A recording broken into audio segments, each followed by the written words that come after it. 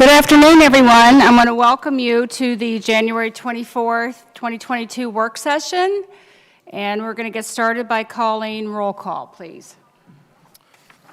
Councilmember Bradburn. Present. Councilmember Hackey. Here. Councilmember Grossman. Here. Councilmember Stricula. Here. Mayor Spaeth. Here. I know we have several people out in the hallway. They are looking at some of the maps that we have in regard to the topic tonight. I'm going to just go ahead and turn it over to you two, Eric, and see where we want to go from here. I think we have lots of time here. Folks appear to be getting information out in the atrium with some of the maps we had, so I'd suggest the next 10, 15 minutes, allowing them to continue gathering that. We should have a couple more council members arrive, and then we could move on to some audience comments. Thank you.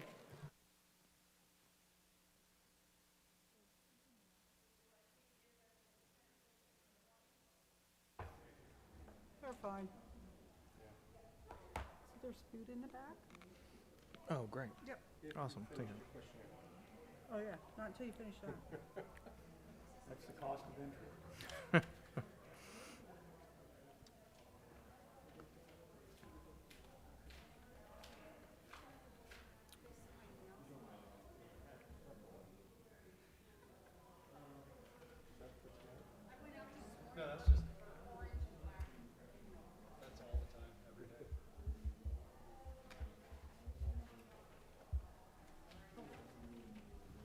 Not enough food, too.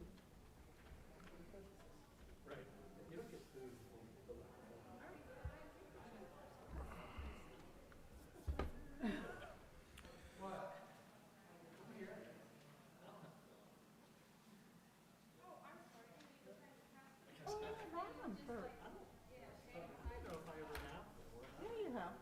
I'm pretty sure you have. Eric fills out one.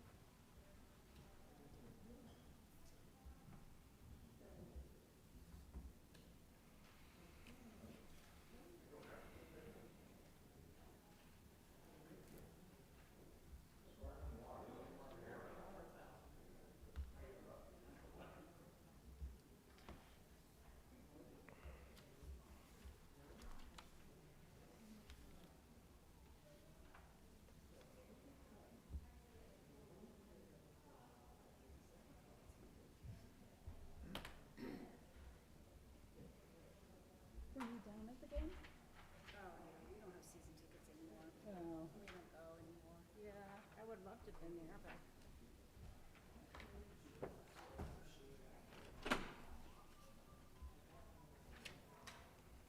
Josh, I actually got his turned in before you. You can go have food in the back now. He's setting the standard. I'm on top of it.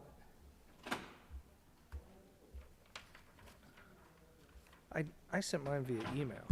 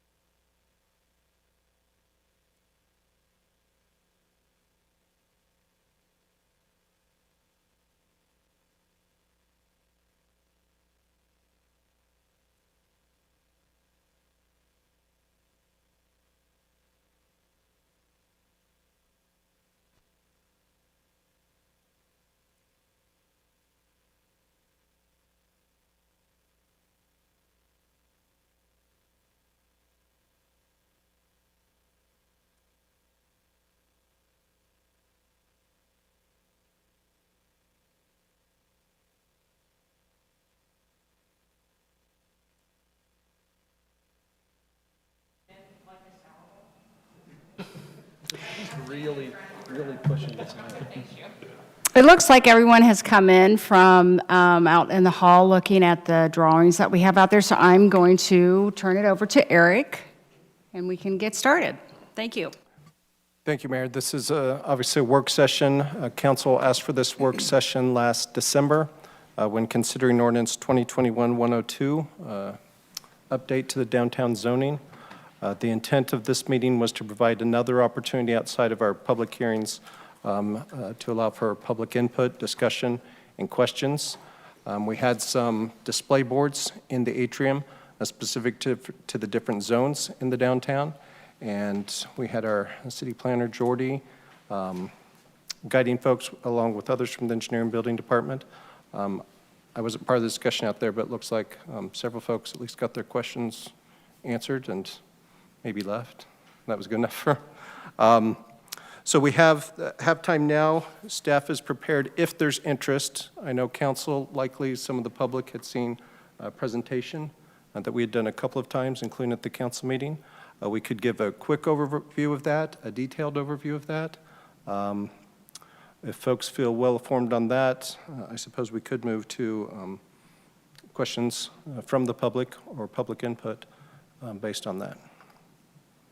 So it's kind of a choose your own adventure. Is there interest? Sorry. Is there interest in seeing or witnessing a presentation led by Jordy? Maybe, oh, some folks are saying no. maybe a 3-4 minute version, and if there's questions or additional information, Jordy could extend. Oh, okay.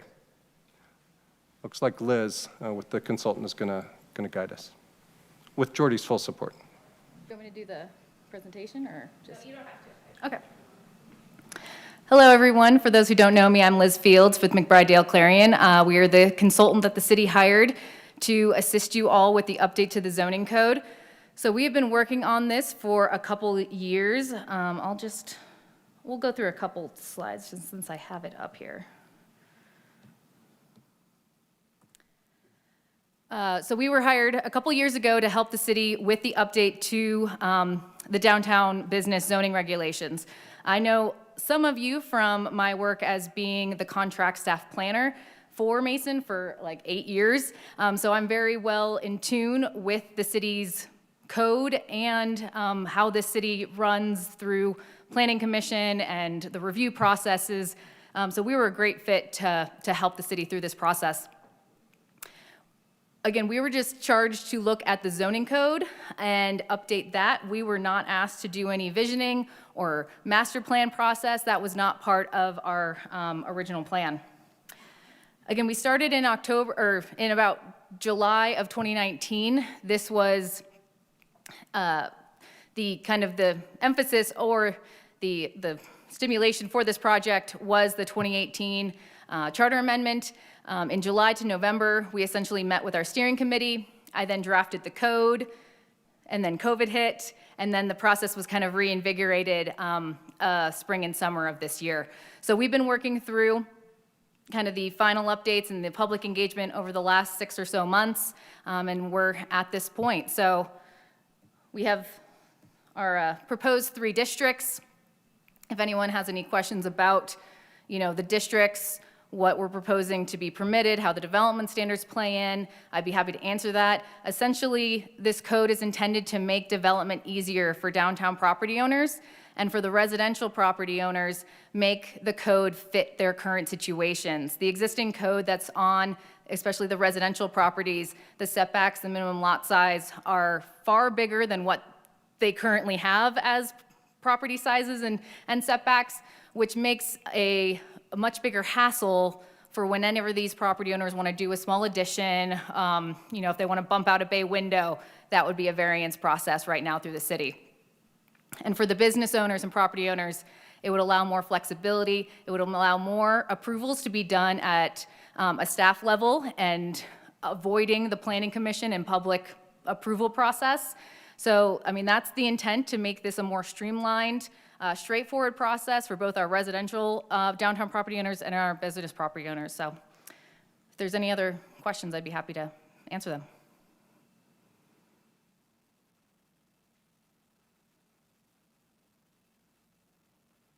Are there any questions from the audience for Liz? Okay, I guess we're done. We'll see you later. No. I'm here if you need me. Eric? I think now just would be appropriate to allow for any public comments in favor, if there are no questions on the presentation, if there are other questions generally or other input or comments, I would love to hear those. Okay, would anyone like to come up to the podium with any questions or comments or anything like that? Mm-hmm. Yes, please come on up and state your name and address, please.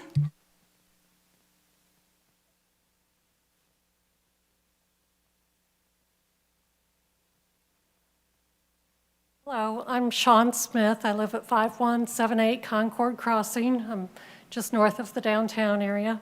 My husband and I like to walk around the downtown and see the area as much as we can. I appreciate this opportunity to voice our thoughts on the zoning changes. I did want to draw attention to the area of Church Street between Mason Montgomery and Forest. That's being proposed to be mixed use. Right now, that's one of the few areas that has some historic homes. I feel like Mason has not preserved a lot of its history, and that is an area that has some history still there. If it were changed to where it could more easily become businesses, restaurants, hospitality, retail, all that, I feel like that we might lose some of that history.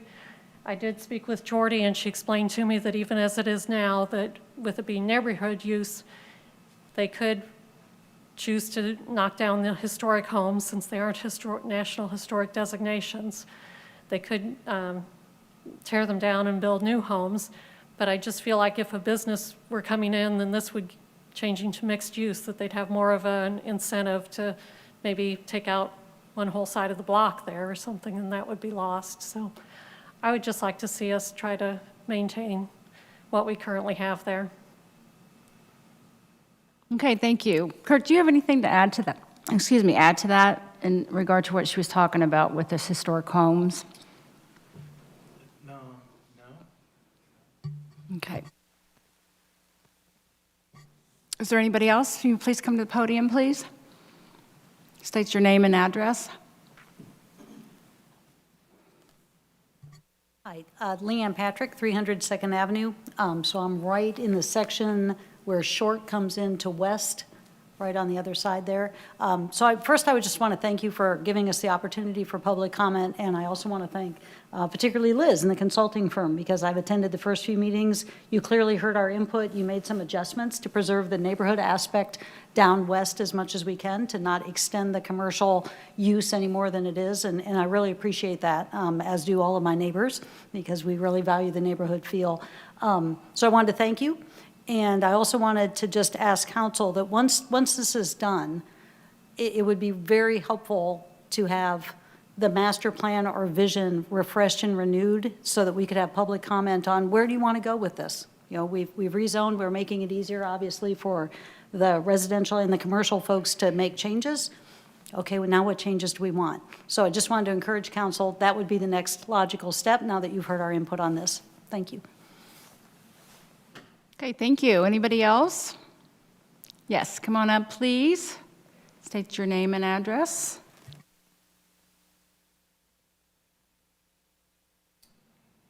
Richard Cox, 3425 Broken Ridge. I'm not going to give you all the addresses, but I have 22 properties on that map.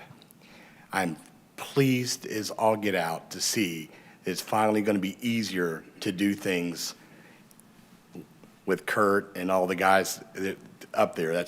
I really appreciate that. I do have a suggestion, though, and I've said this from years back. Please start fixing your infrastructure. Church Street is a mess. Fox is a mess. Williams is a mess. Everything from water lines, sewer, storm sewer, no sidewalks. There are no sidewalks on Church Street from Williams to Mason Road, none. And the kids from the high school run down that way. They run on the road. I know that from being on council years ago, Mason has money in their coffers. They get loans and everything else. It's time. It's time to spend it on downtown. If you build it, they will come. That's what they say, and it has happened. So yes, let's loosen up the purse straps a little bit, fix the infrastructure, and let's get moving. Thanks a lot, guys. Okay, thank you. Anybody else have anything they want to share? Okay, Eric, I'm going to turn it back over to you. I think the last portion here that'd be appropriate is council discussion, including questions, answers. Discussion generally, remember the topic is ordinance 2021-102. No action should be taken tonight on that. If there's any direction or guidance, that's helpful. It was tabled until February 14th. So any conversation you have here may be helpful to setting the stage for our next meeting when action would need to be taken. That action could include approval of it. It's been through the public hearings, the different readings. It could include tabling it again. It could include defeating it. You have all the typical options available, but nothing need to be done tonight on that. So I think the floor is open for any council discussion pertinent to that. Okay, is there any council discussion? Yes. Yeah, I was at a football game this weekend too, so I kind of lost my voice. I was yelling out in -2-degree weather, so it's a little scratchy. But we had a downtown committee meeting, and what we discussed there was, well, first, Liz, thank you to you and your team, because I think precisely what you guys were aiming for is to make it easier, kind of set more parameters to get government out of the way and allow our business owners, our community, and our residents actually do things without, the worry of always having to go back in front of the city. So thank you for that and for all your efforts, and I think this is a good start in regards to looking at something that we can point towards. But what we talked about in our downtown committee meeting was, I forget, you, ma'am in the back, in regards to what you just said and with the master plan and understanding what is this pointing towards. So we're kind of, at first, after we did issue 4, it was like this was running in tandem. So I thought, but it sounds like this might be a good time not to stop any momentum, because we're going to get in our regular rhythm of monthly downtown meetings. And we're going to start inviting some of the folks that came to our downtown meetings with some consultative ideas on what a master plan would look like, what's appropriate for this type of zoning in downtown, because although this is a huge step in the right direction, I think we're also looking at and saying, what is this pointing to? So it's one of those things to where we want to start having those discussions on more of a progressive discussion pattern of what is this pointing? What are we going to point towards this zoning? So we're looking forward to, February 14th, is that when this is supposed to come before council? So it's tabled till then. We don't know if it's something that we should address. We're trying to have another meeting possibly prior to that, just to get a better understanding. And but again, I want to reiterate that I'm looking forward to getting the momentum. Mr. Cox, to your point, is it's kind of time to really start paying attention to the heartbeat of downtown with a comprehensive view, with some public-private partnerships. I think that we can look at, bring some folks in that have done this in the past. So again, we're excited about this, and I think it's time to really start figuring out what we're going to point towards this type of zoning. So pretty exciting. We had a good downtown committee meeting, and I think we have a pretty good path forward to start getting some, not necessarily answers, but some direction. So I just wanted to kind of get that out there and get everybody up to speed on what that looks like. Anyone else from downtown? Are those open to the public? Oh, yeah. Yep. Do you have the date of the next one? Well, we are going to, we're looking at having the CDC is going to host us with a informational morning, day, night, something. So working with them to learn more about what their vision is, what they were going to do, and then start having more of those type of meetings. So we haven't nailed down a date right now. Is it the 24th? When is our next scheduled downtown meeting? The Third Thursday? We don't know when the next one is. The fourth Thursday is Thursday. the default. That's it. 9 a.m. So that's for a regular, but if we're looking for kind of an informational meeting to get back up to speed on what the CDC could do and all that good stuff. I need to correct. The downtown is at 8 a.m. on the fourth Thursday. Yep. We had a lot of committees last week. We went through some timing aspects, but 8 a.m. is going to work great, isn't it? It is. Okay, thank you. Is there any other council discussion? Yes. I'm so glad that you guys could all come today and that we could talk about it.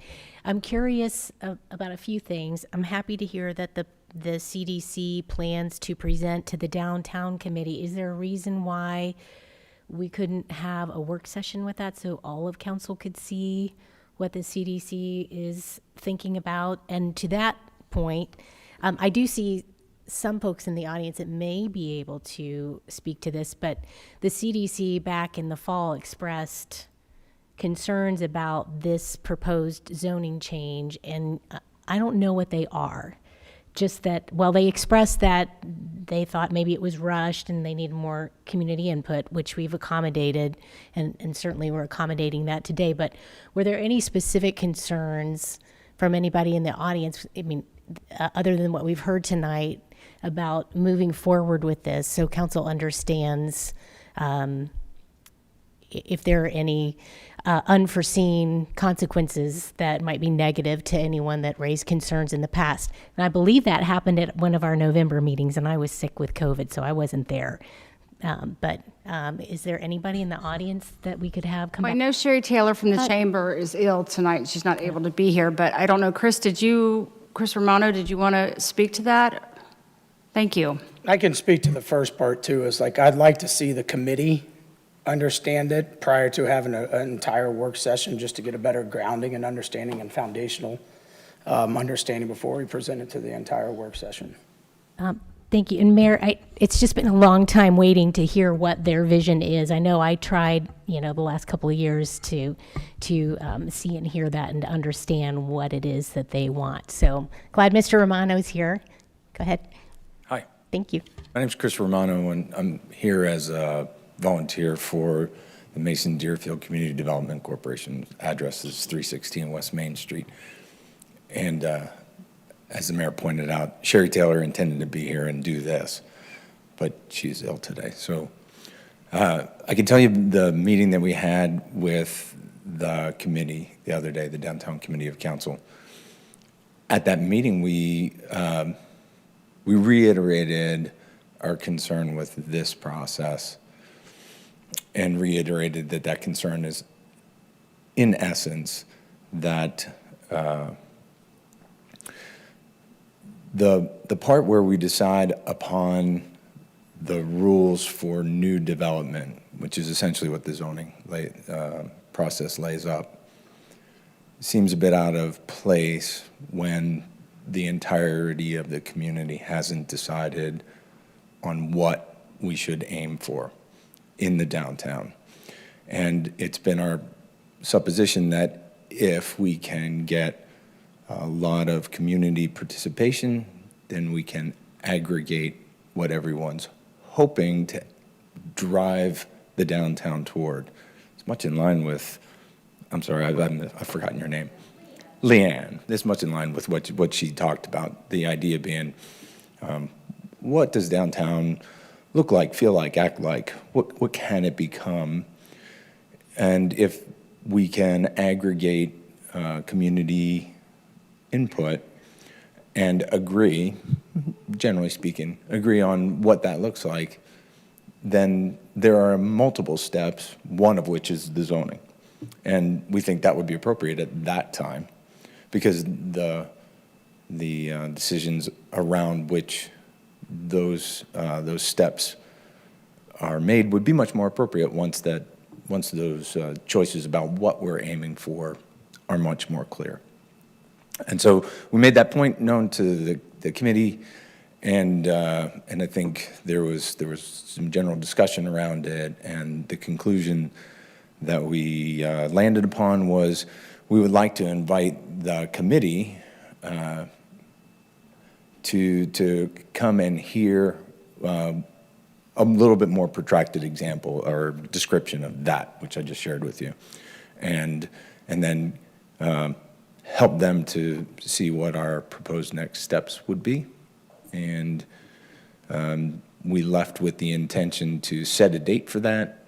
I apologize, that date hasn't been set just yet, but we're going to do it real soon. And the expectation is that we will hold a meeting with the public and invite the downtown committee to attend. So our meeting, you can come listen to what we're talking about, and we think it will be informative. And again, as soon as we have that date identified, I'd be happy to share it with you. So I don't know if you have any other questions. Questions for Chris before? May I? Yes. Okay. Okay, so things are moving forward with the CDC, and at some point in time, since the public's invited, I presume other council members could attend once the date is Yeah, so open. correct me if I'm wrong. So this wasn't really a decision as much as we said, hey, we would love to. Maybe if we could interrupt just to clarify something from a, did you want to? Yeah, I just want to, let me just say something before things kind of get haywire here. If there is a meeting, and it doesn't matter if it's at the chamber or the CDC's office or here or anywhere, if there is a scheduled meeting that the committee members are going to be at, it is a council committee meeting. It has to be open to the public. It has to have the appropriate notice, just like any other. So I understand that maybe the thought was this is a CDC meeting for the public and you're going to invite the committee, which is fine. But if the committee goes, it is then a public meeting, just like any other committee meeting would be. I think how we talked about the committee is like a joint meeting. It Yeah. will be publicized as a downtown committee meeting, wherever it's held and whoever we meet with. And then if I, let me just say one more thing. So like any committee meeting, it's open to the public. We have this question comes up a lot with committee meetings. Can other council members attend? The answer that we typically give is it's open to the public, so anybody can go. But if it's technically a committee meeting, those other council members that are present, you're allowed to go. And you can watch and you can observe, but you can't participate, because if you do, then we've sort of converted it into a majority of the council, and that would qualify as a council meeting, and we would not have given the proper public notice. And so same thing that and it doesn't have anything to do with this particular topic or the parties involved. This comes up with committee meetings all the time, where we explain there are three council members on a committee. If a fourth council member shows up, they're allowed to show up, but you just can't participate, because then it turns it into a full-blown council meeting. So I'm sorry to interrupt, but I just want to get that out there before there's any confusion about what this meeting is. Yeah, Mayor. Just 1 minute. Were you finished, Chris, with what you were saying? Thank you for the clarity. I was just going to point towards that. And it was our expectation that that wasn't intended to be a meeting at which decisions were going to be made, as much as it was an informational kind of hey, let's share. And as I pointed out on Thursday or Friday when we were meeting, sadly, our schedule's been thrown amok. Our original intention was to do this stuff a long, long time ago, and for a variety of reasons. So there's a lot of things that have come across the dais in the course of the last year and a half that didn't have anything to do with our original intention, and so we've tried at this moment to sort of reset and start from where we felt like we left off, which is we had a number of community-oriented meetings a summer and a half ago.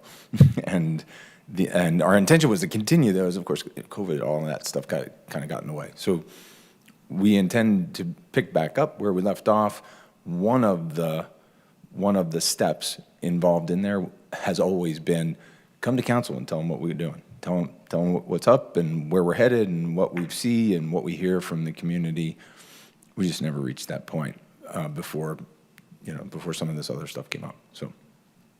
Okay, thank you. Councilmember Grossman, did you have anything else? You had the floor. Yeah, thank you so much for remembering that. Okay, so Mr. Romano touched on that. I was curious because we had started this process back in 2018, 2019, before COVID hit.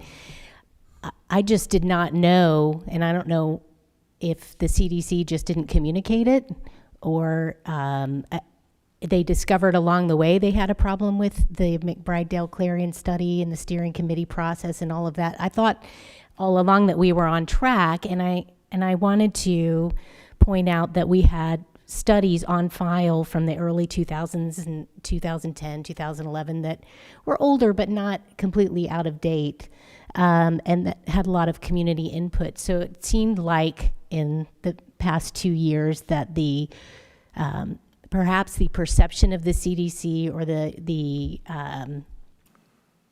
perception communicated by the CDC is that somehow some of us on council or the city was doing something wrong when we weren't given enough input at the beginning of the process that the CDC felt it was incorrect. And so now I feel like we're caught between this rock and a hard place because I really value the input of the CDC, but at the same time, in 2018, the charter amendment passed. We made a commitment as a council to provide this public service, and it's really well done and gives us lots of opportunities. So we have a public hearing on February 14th scheduled. So is your official position as the volunteer representative from the CDC today to vote it down on February 14th? That's my question for Mr. Romano. Just to correct you, we don't have a public hearing in regard to this issue. Oh, we don't, it's just the second reading, is that right? Do you want to explain? Yeah. I'm sorry, I've lost track. Sure, no problem. At the regular December council meeting, whatever, the 13th, we had the second reading and a public hearing. The public hearing was open, people spoke. They closed the public hearing, but then council, instead of voting on the ordinance, you tabled it until, and that I think in part was the purpose of today. So there is no additional public hearing on the 14th. This was the opportunity to have some additional public input. So it will be on the agenda for council's consideration on the 14th. And as Eric said, you have lots of choices of what to do with it then.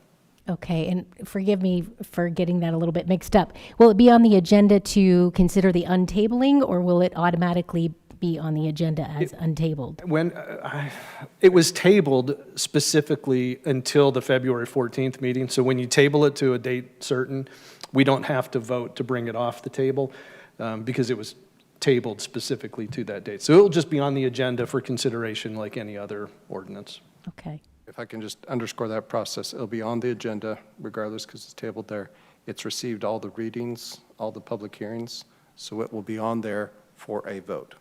Discussion and a vote. It won't need any other procedural items. Thank you. So what is the official position of the CDC and the chamber? What do you want to see us do on February 14th, now that we all have gotten that out? So thank you for asking.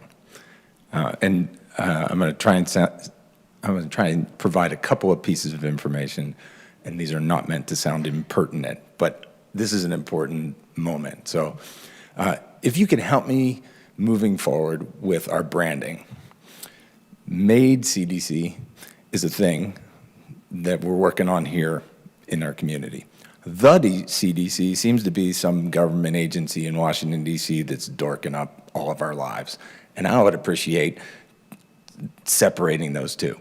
All right, it's a marketing thing and our problem, but you guys could help quite a bit if when we refer to Mason Deerfield Community Development Corporation, if we say MADE CDC, that'd be way helpful, right? Because the CDC, I don't have anything to do with those folks.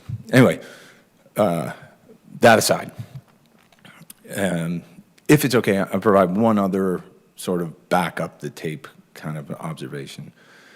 And I provide this because Sherry Taylor took a minute to do this at our committee meeting the other day, and I thought it was pretty helpful. So if you recall, the issue 4, when it was brought forward, it was brought forward in an effort to help get the ball rolling right around downtown. And at the time, the nascent MAID CDC took on that project to bring it to the public's mind, help to promote the process, get people to come out and vote.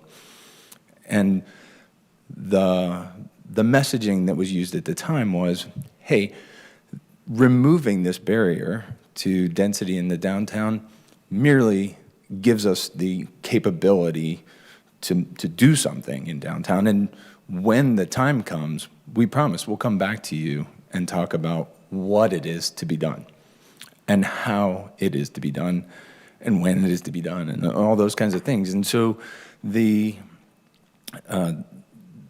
plan that MAID CDC was working off of was once the density restriction was lifted, that the process would begin with conversations in the community around what's possible and what could downtown look like and how could we bring it about? What will it take to get there? Because the perspective of MAID CDC is that there's lots of owners of property in downtown who have said out loud in a couple of different ways that they felt as if their voices were not being heard.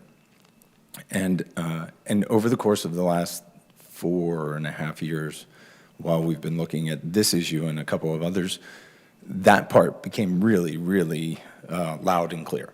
That people in the community have opinions, want them to be considered, and really take it to heart when things move without that being considered. And so it was always our intent to begin with a conversation, a series of conversations, a way to help aggregate those opinions.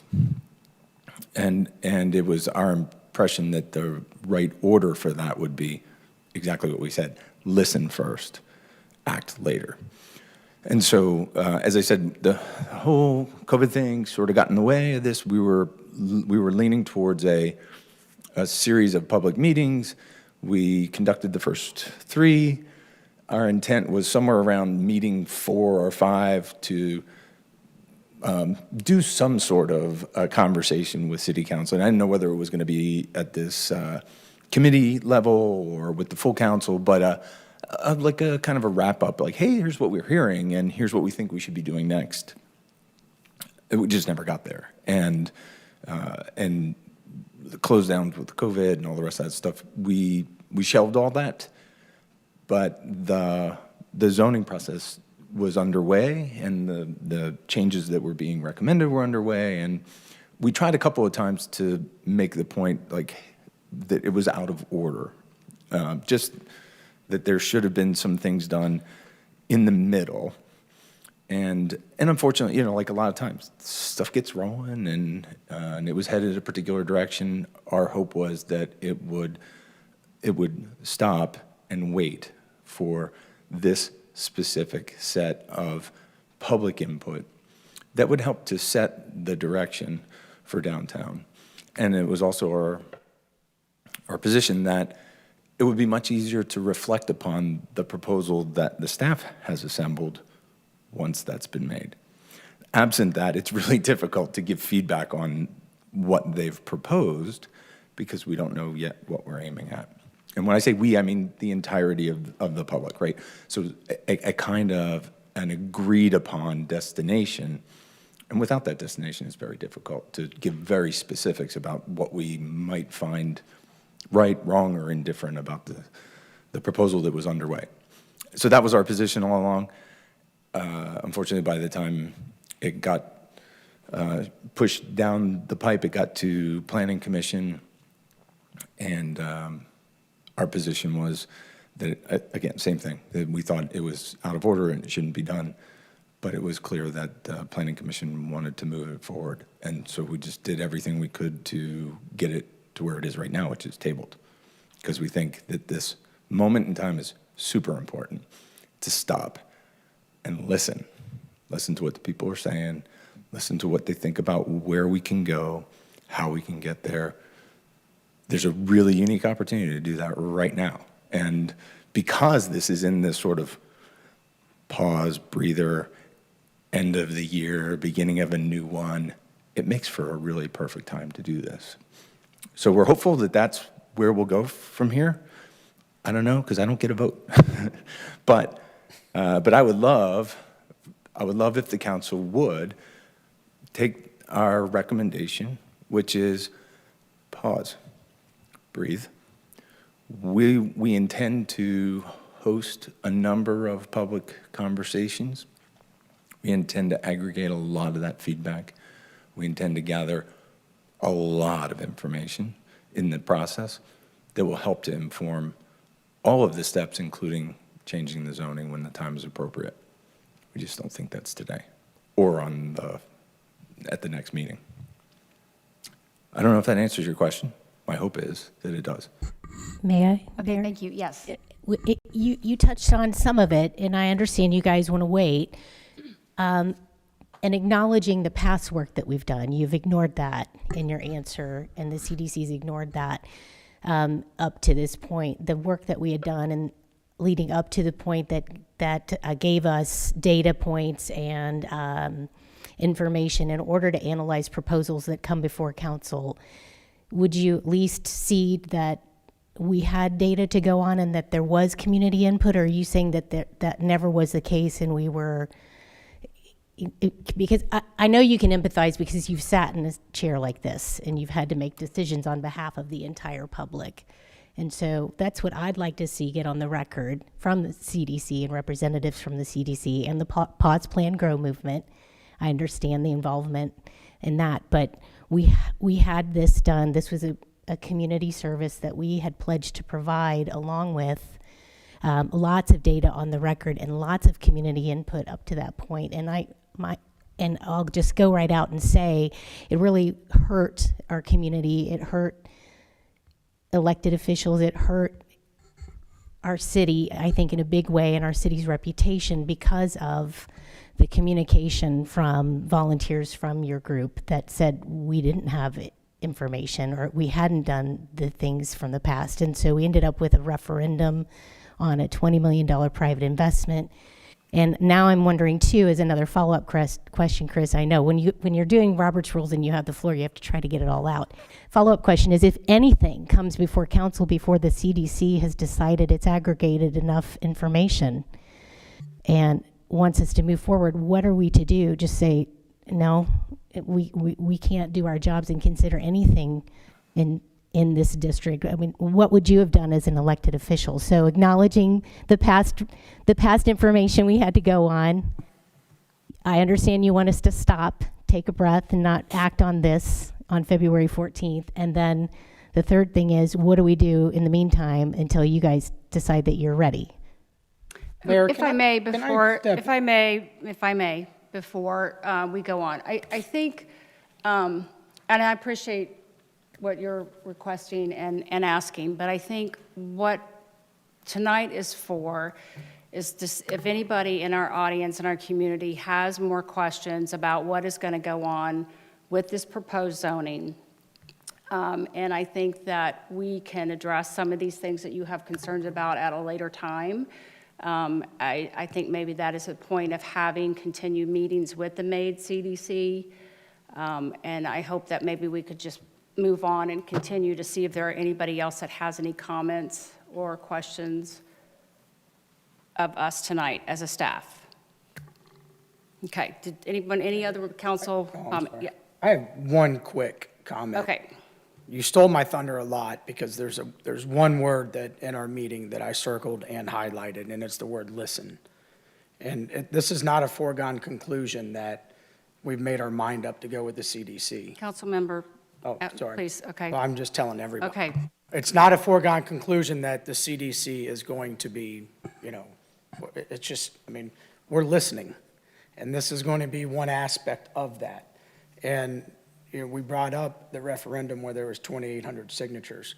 So, and there was a ton of community input through those signatures. So I think it's just, it's time just to, and that was a consistent theme in our committee meeting was, it's time to listen. It's time to listen, to sit back. The CDC, the Yarden Company, through the last committee meetings, had a ton of very insightful and good information that I would like to invite back so I could hear it, so our committee could hear it again. And so I think, we haven't, the gavel hasn't been slammed to say this is the direction we're going, anything. I think it's just, it was just, we got to figure out the role of the government. We got to, I truly want to listen to when we make these decisions, that these decisions aren't going to last 2 years. Every council changeover, it's a 2-year or a 4-year. I want to start making these decisions to where in 10 years, we're going to know what the downtown's going to look like because one, truly remove a lot of the barriers of regulations and bureaucracy in the government. And that way it's done to where it's coming from the community. It's not coming from, the government down. It's going the other way. And I think once we posture with that and we start there, I think that foundation is much stronger because they're the ones with the vested interest in downtown. And I think that's just a smart way to do it. And I think everyone on this council, there was a sense of almost PTSD through all of the downtown stuff. And I think it's smart for us just to really take a breather and listen to all the people, the business owners, the residents, just the community in a whole. So that's, I just want to be clear, that's kind of that's the message out of our downtown committee. And when I say listen, I mean to the CDC, to the Yarden Company, like we're doing tonight, and understanding, what the spirit of this rezoning was, and inviting a lot of other folks to come sit at our table so we can learn what is the best approach and what are we going to do that is going to benefit our constituents and our people downtown and in our community. So that's just, I want to be clear that, we haven't, Thank you, Councilman Chance, you've been clear. what's my clear? I don't mean to cut you off, but I think we get the point. So I just want to make sure that I'm clear on this, and this is what I hear, is that the Maid CDC is going to hold a meeting and invite the downtown committee, which is going to make it a public downtown committee of council meeting. Other council members can come, but we all need to sit there and be quiet, correct? I mean, that's essentially what's going to happen. So we're going to wait for the Maid CDC to schedule a meeting. Is that correct? Am I clear? Yes, ma'am. Okay.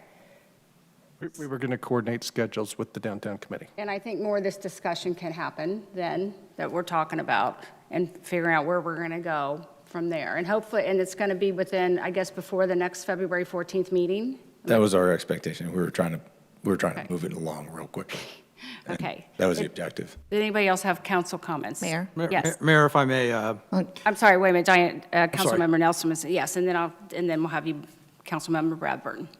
First, I want to say thank you for coming to talk with us today. I think you're dead on. Mason has done a great job in preparing all of the zoning information. Now I think it's important to get what we prepared out into the public for them to look at it, analyze it, and see maybe what changes or tweaks we could do to make it better. So thank you for kind of helping us put the pause on it. I think, we learned a lesson, or we should have learned a lesson after trying to push through the $20 million downtown project, that the community is involved and they are paying attention and they do want to see a productive and successful downtown. So I completely agree with everything you said about putting a pause. There's nothing so pending and pertinent right now that if we don't pass this, we're going to lose some big deal. There's nothing on the table right now. I also just want to say that I think that the CDC does a much better job than the city of Mason when it comes to gathering information and feedback and data from the community. I mean, this is our third third public input meeting, I believe. And it's great to see all of you here, but this is such a tiny portion of our population and of Mason and downtown. And I have been to the CDC community input sessions, and they are, they're really good. I mean, there's a lot of people who attend these. There's a lot of different times. There's a lot of talking and feedback and writing things down, and let's tell everybody what we want. And so I just think that they do a much better job than we do. So I am all for pausing. It's great work, and I think that we can make this even a little bit better by getting that input and that feedback. So thank you for coming and standing up and presenting. I appreciate it. And I'm looking forward to the CDC meeting.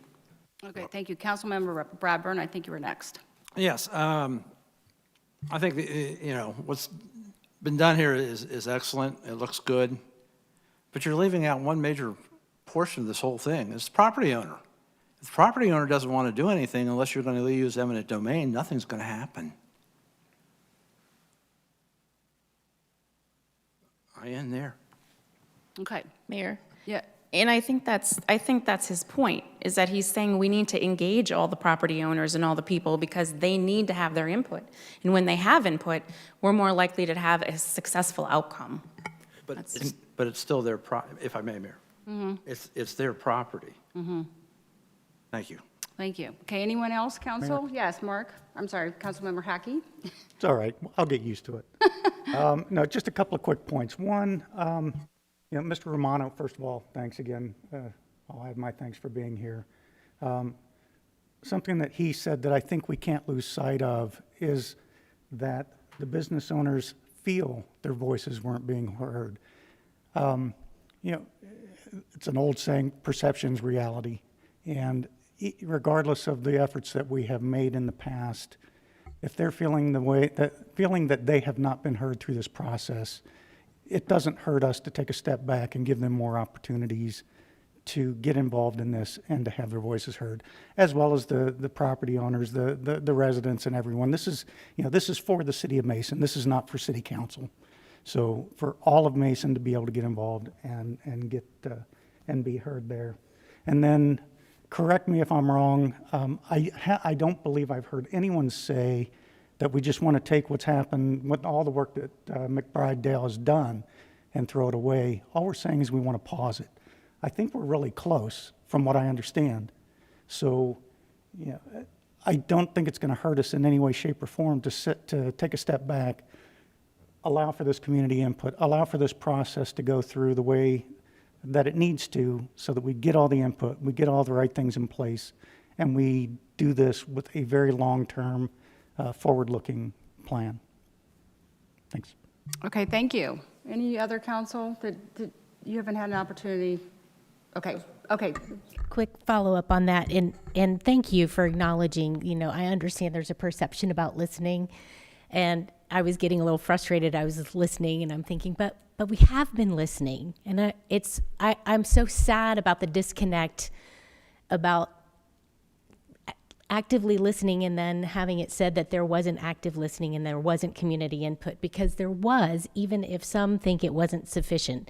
So thank you for acknowledging. I understand there's some perception. I think there's some responsibility for creating perception and sharing accurate information with the public to help with perception. But what is a reasonable amount of time now, if we were not to adopt this on February 14th, what is a reasonable amount of time council would consider to aggregate the information needed in order to move forward and provide this community service? Are we talking about 1 year, 6 months, 2 years? What is reasonable?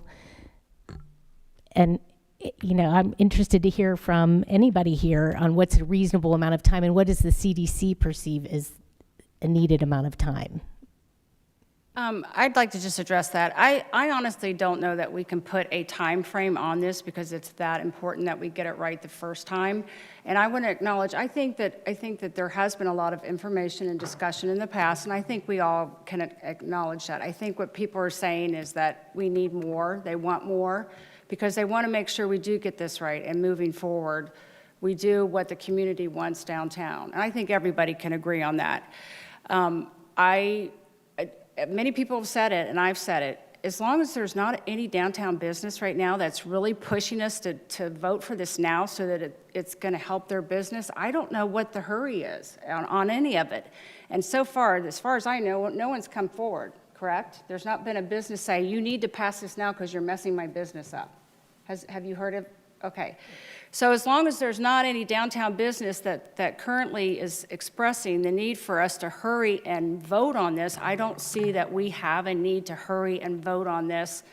And I'm not saying that we won't vote on it February 14th. I'm saying we just need to continue to listen at every meeting and figure out what the next step is. So I don't know that there is a timeline that we can say it's going to take 1 month, 6 months, a year. We may vote on it in February 14th. I don't know what's going to happen, and that's why it's important we get these meetings going and don't waste any more time. I mean, that's my opinion. That's how I feel about it. Is there any other council discussion or anybody else from the audience that wants to make a statement? Yes, please. Real quick also, like, Mr. Hackey, I'm going to push back a little bit on your comment that perception. I've spoken to 3 out of the 4 largest landowners in downtown, and they have told me point blank that they haven't felt heard. So the perception thing is, I mean, I think it's a reality in regards to talking to them. So again, that's our duty, is to go out and talk to them. 3 out of the 4 largest owners, businesses in downtown feel as if they haven't been heard. So I agree there, and then there's also, I think, a big sounding board outside of that as well. But going direct to them and having that conversation, it's felt that they haven't been heard. So I think it's time to listen. I would just like to make a comment in regard to that, because I know at the past council, there would be statements made about, I've talked to so-and-so, and those so-and-so people were never identified, and so everyone would always feel like, well, who have you really talked to? And I think that just played into the divisiveness. So, and I'm just going to say, honestly, if those kinds of statements are made, I'd like for you to be able to identify who they are. Yeah. I mean, I've invited them to our next meeting. okay, good. So, yeah, I think that's great, because we need to know that. They will be at our Thank next you. meeting, and they want to know when that meeting is going to be, either at your place or our place or whatever. And so they will be there, and we'll all know if everyone shows up. Perfect, thank you. Mayor. Yes. Todd Hudson, 207 East Main.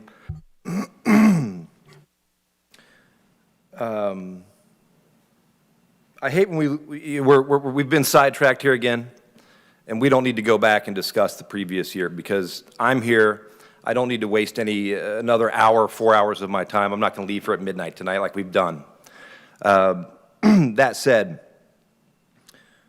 I am not the CDC. I think you guys most of you probably know that. It's not me. I'm just a property owner. To answer your question, Tony, and the same to Ashley, that I've been in contact with a lot of people over the years. I appreciate that people have reached out to me and vice versa. I have, over the years, hosted downtown business owner meetups.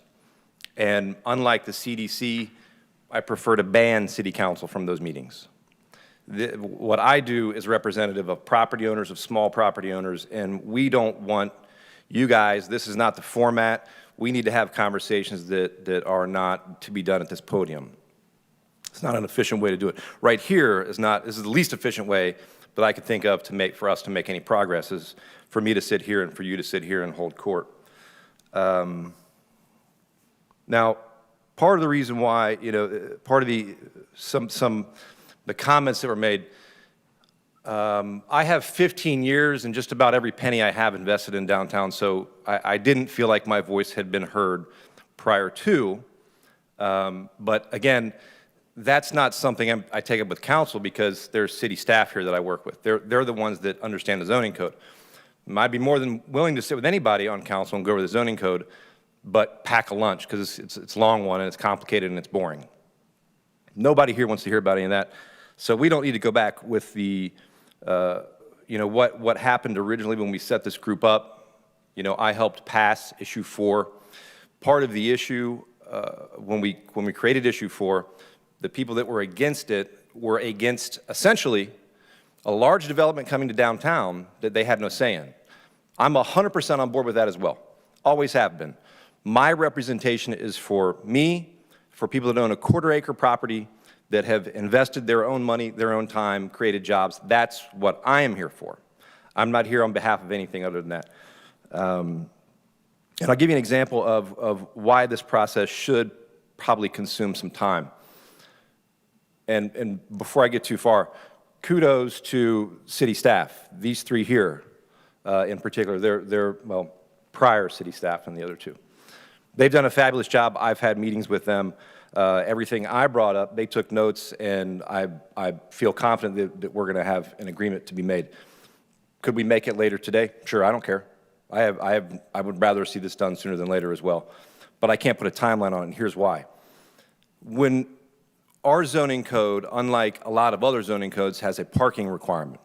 So if you have a quarter-acre lot, or let's say an eighth of an acre lot, mine's a quarter-acre.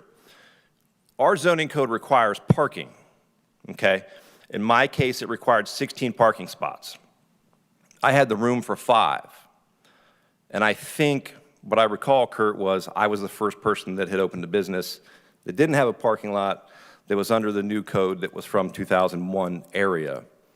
But when you look at Lebanon, Loveland, et cetera, a lot of those buildings are on the property line. They don't have parking. They have, their building touches all for, you know, docks in Lebanon is a great example. There's a lot in Lebanon. So these two things are side by side. Addressing public parking, addressing zoning are two separate entities. The zoning code doesn't address public parking because it's not in there. But we also tell people, if you want to buy property, you have to put in your own parking lot. Well, at the same time, we can do some things in congruency where we can have the conversation about, should we put more public parking in? Are we going to put more public parking in? So that's just one example. And I've got probably another 30, but you can steal some notes from them if anybody else wants to hear those. There was a huge gap between the pre-COVID path that we were on for rewriting the zoning code and then when we came back afterwards. There was a massive gap there. And I don't find anything in congruency with that. So I had to catch up with it, find out where we're at. I think, you know, they did a fabulous job.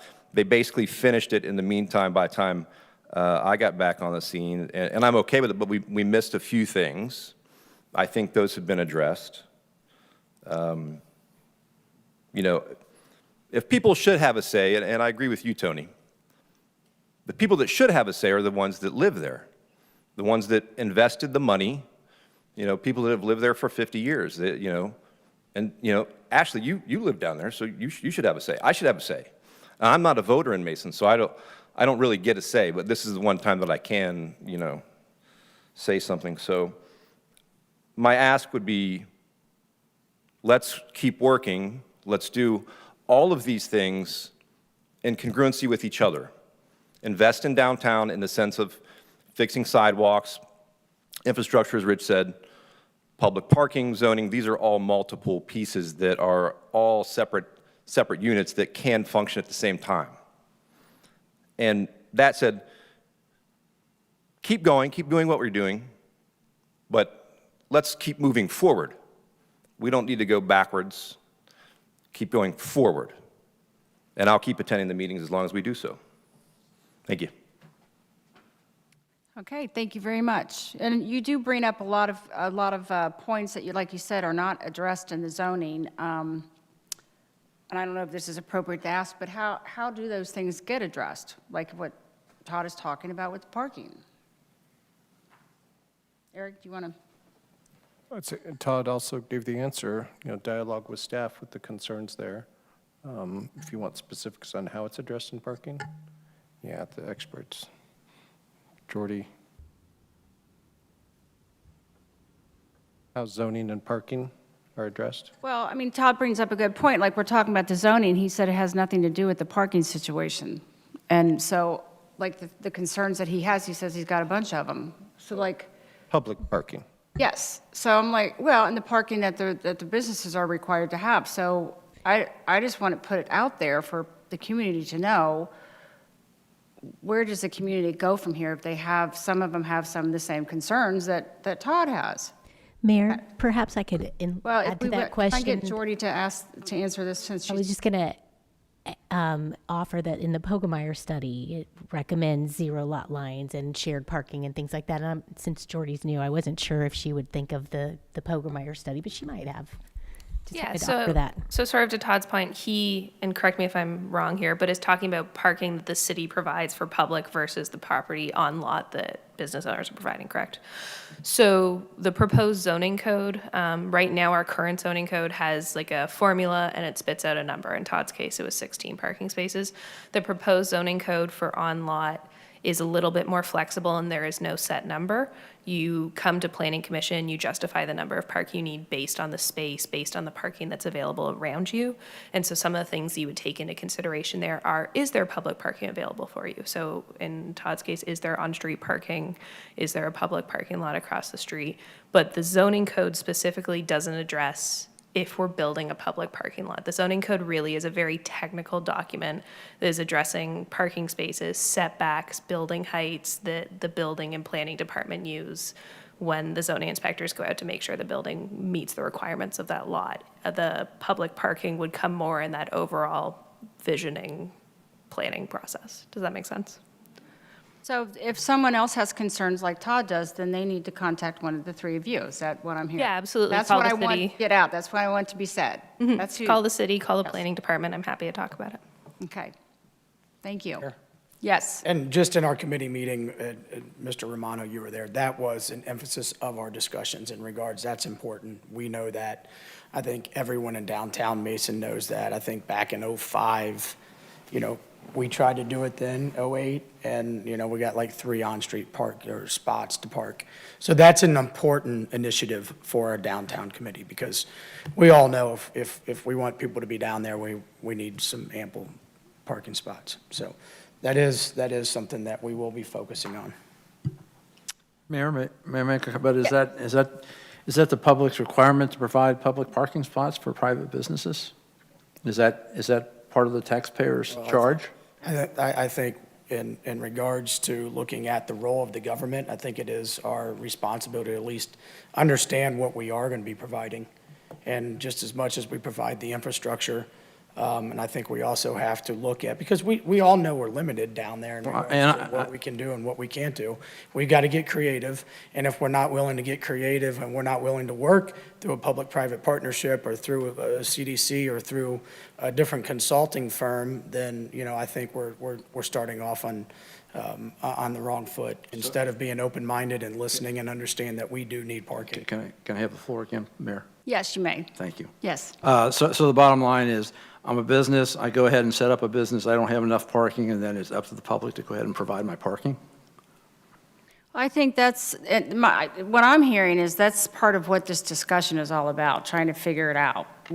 Because so far, I don't think anyone's been getting a lot of answers to that. And I think that's part of what these discussions are going to be about. I don't think anyone's saying that it is the public's responsibility, but I don't know the answer to that. Okay, thank you. You want to come back up, Todd? Okay. Philosophically, I'm with you, Tony. I understand. As a 15-year business owner down there, and this is just my opinion, and this isn't on behalf of anyone, the big lot behind the common, the city owns that, right, for 20 years. They do nothing with it. I think it's reasonable to say make it public parking. And part of this too, and you may have been on council back then, but in 2007, 2008, when I came out here, the plan that I was told was that there would be alleys that would be going behind properties like mine, that all the way through downtown. And I walked with the realtor, and he showed me properties that the city had purchased with the intent of creating rear-loading parking and at the same time creating alleys. So what I'm saying is we could, in theory, remove more curb cuts on Main Street if we had, if you pulled into Wildflower, if you went down Kings Mills and pulled in.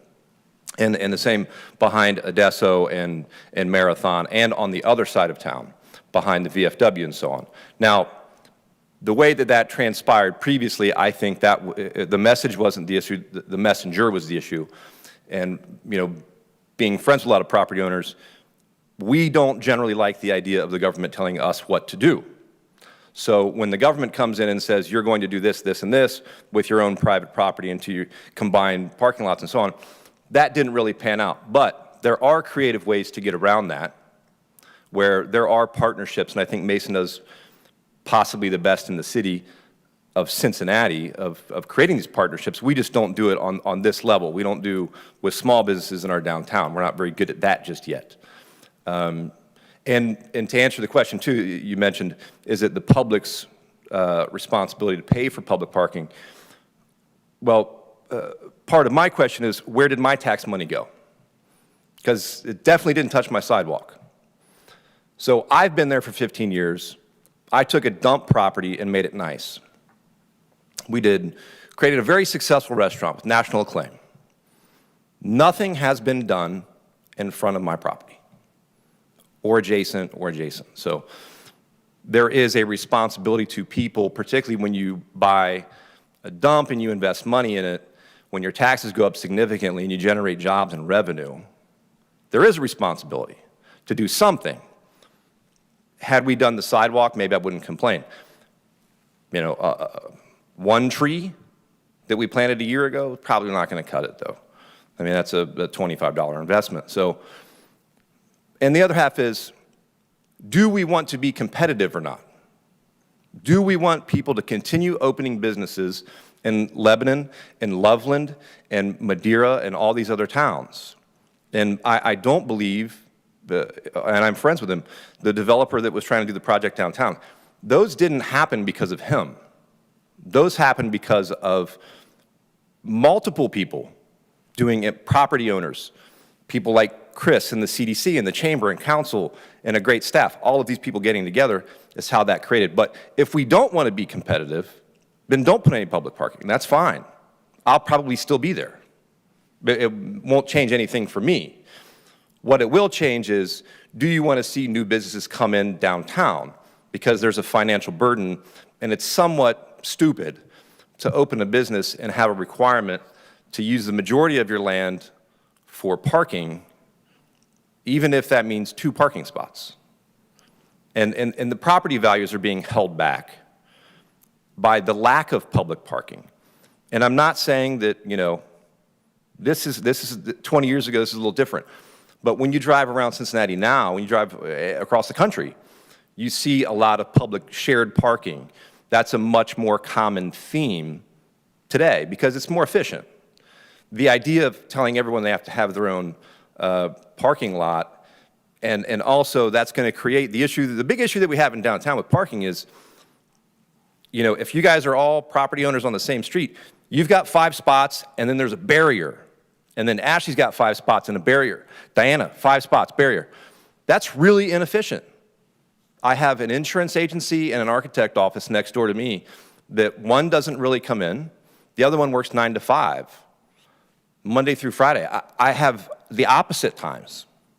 So, you know, I need it in the evening. So we should have combined parking. It would be much more efficient usage of land, bar none. And this is a really deep conversation that we can get into the nuts and bolts of these things.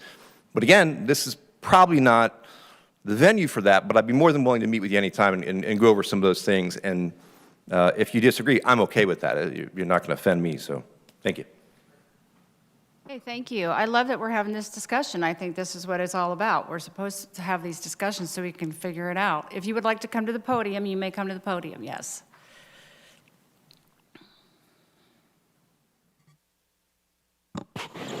Al Lurtzman, 7343 Red Oak Court. To follow up on what he just said, and philosophically, I don't know whether it's a public responsibility to provide public parking for the businesses, but it struck me listening, you've got a big development going in where the golf course was, Mason Montgomery and Western Row, okay? That can kill downtown if people can't park downtown because there's going to be parking there. There's going to be all sorts of stuff there. And right now, downtown is a hassle. So maybe it's not ideal, but, you know, you're basically competing with yourself. And the new development is going to kill downtown if you don't do something with the parking. And maybe that tips it in the favor of, yeah, maybe the city should do something. My thought. Mayor? Okay, thank you. Mayor? Yes. I just wanted to clarify again, you know, the downtown committee takes parking serious, and we think parking is extremely important for our downtown. We really can't have a developed downtown without parking. It's common sense, and we're aware of that. And so that is one of our priorities in our downtown committee. So just stay tuned, because we are definitely working on it, and it's about time we worked on it. Okay, thank you. Does anyone else from council have anything else any comments they want to make? Yes, Councilmember Hackey. You'll get it right one day. No, I just want to clarify. I was not trying to say that that the business owners who feel they haven't been heard were wrong. My point with that statement is that whether they've been listened to or not, they feel like they haven't been, and that potentially probably is on us to make sure that whatever has led to that needs to be addressed. I absolutely understand, and I've spoken to many business owners as well who don't feel that they've been heard, and I just want to be clear. I'm not trying to just wash over that. So. Okay, thank you. Anyone else from the audience? Okay, yes. Please come back up.